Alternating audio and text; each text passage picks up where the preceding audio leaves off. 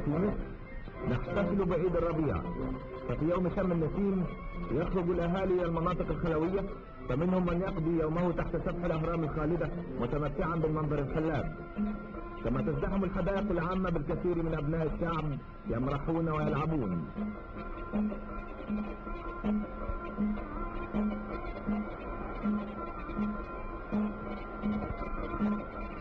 لقد بعث الربيع في النفوس إشراقا وحيوية، وملأ القلوب بالفرحة والبشر. البسمات تعلو الوجوه، والضحكات البريئة تضيء الحياة.